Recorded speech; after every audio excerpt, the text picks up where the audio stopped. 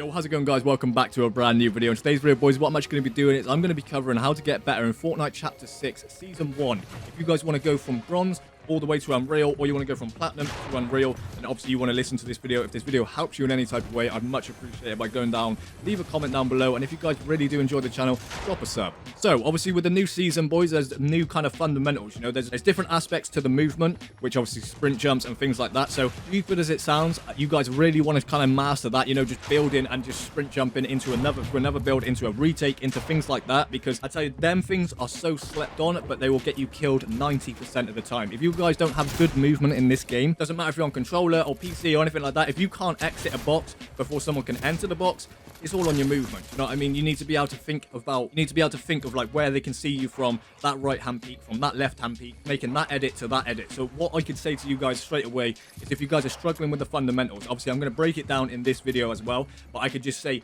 work on them, be very honest with yourself, go back and look in your gameplay and just say, you know what, I died there because I made a bad edit, or I died there because I couldn't get out of the box fast enough, or I died there because I'm not fast enough at editing or building or anything like that. So that is the first tip I would say to you. It's just basically just be brutally honest with yourself and just know what your good attributes are and know what your bad attributes are, so you guys know what you can work on, you know, so you got a very level playing field to start your progression with. Because I promise you, this actually was hindering my gameplay for so long, where I would just be like, I wouldn't be honest with myself, and I'd be like, I don't know how I lost that, it was a 50-50, and it wasn't really, it's just I made a stupid edit.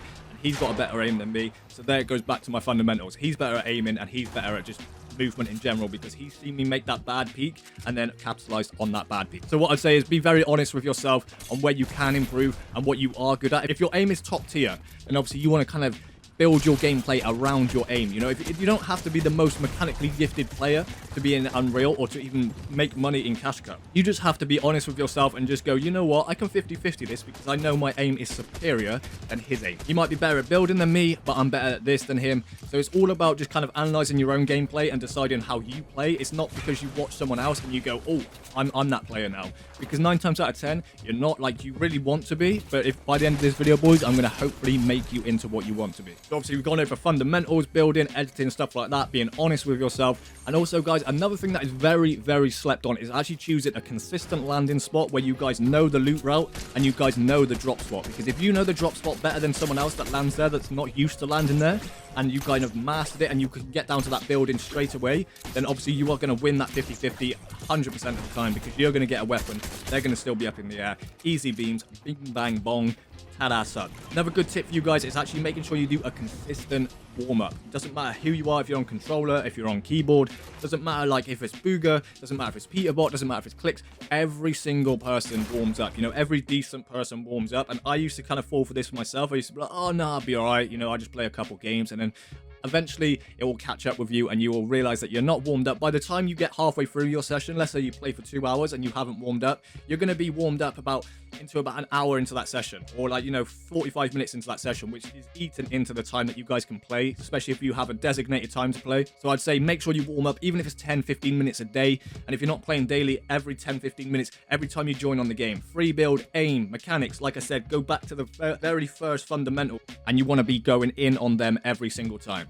Also, another tip on that, you don't want to be warming up on things that you are amazing at. Obviously, you know, have a blast at them, have a go with them, but don't always just kind of focus on that. You guys want to focus on your weaknesses, because that is what's going to take your gameplay to the next level. So let's say you're in a 50-50 and your aim lets you down, you know, you need to focus on your aim. You know, if you're in a build fight and the guy is building boxes around you and piecing you up like there's nothing you can do, then you know you need to work on your mechanics, such as your building and your editing, which is obviously quite a common thing, and I say it to people like quite a lot, and people just think, oh, just being like, it just goes over their head, you know, they don't think about what you're actually saying, because I used to feel exactly the same. I used to be like, you know what, I'm good at this, I'm good at that, I'm good at this. And obviously in the gameplay in the background, guys, you can see like the progression that I have made in just this past season compared to what it was like last season, because I've just been honest with myself and I've focused on them fundamentals. You know, I try to get better at building, I try to get better at editing, because my aim's already quite good. I don't really need to focus on that, but I still will give it a blast. All right, boys, so moving on to another tip. If you see someone across the map or someone like 200 meters away and you guys are debating whether to go for that fight, and you're like, you know what, I'll sneak up on him and then I'll just go and try and shoot him,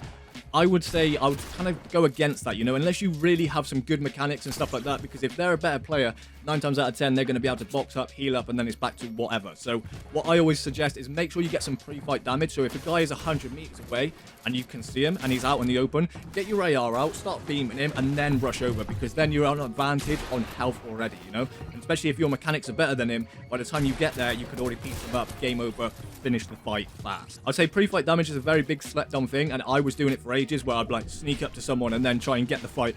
What I now do is if I see him from far away, I don't care, even if he knows I'm coming then, I will make sure to get some pre-fight damage in, and that is when it comes back to practicing your aim so you can hit headshots so you're hitting big damage straight away. So all you got to do is go over there, box him up, make a quick little edit, and then hit him for 30 and he's dead. What I can say about this, guys, is if you hit that pre-fight damage, what you do is you control the rest of the fight. You're the aggressor to the fight. The other person's already on the back foot. Like if we're speaking boxing terms, they're in the center of the ring. At that point, you are in the center of the ring, controlling the fight. You are dictating the pace of the fight, and they are fighting to your kind of play style. Then you know you kind of hold all the cards. So I'd say this is one of the most important things in fighting in general in Fortnite that I have learned in the past like 4 years I've been playing. So I would much advise doing that. Also, guys, remember going back to when I said, you know, warm up in creative, do them things like that.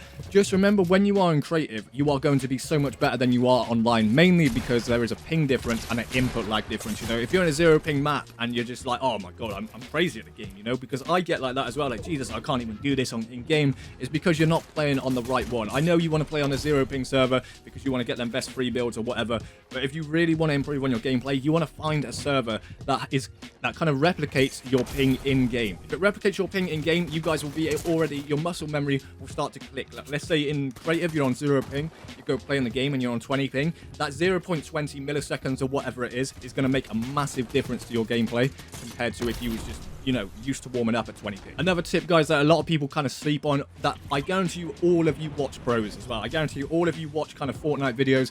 When you're watching them videos, don't just mindlessly watch people. Don't just go, oh yeah, let's just stick this on for entertainment. If you're wanting to get better at the game, you guys want to analyze their gameplay. You want to go, you know what, why did he take that? Why did he take it from there? Why did he make that edit there?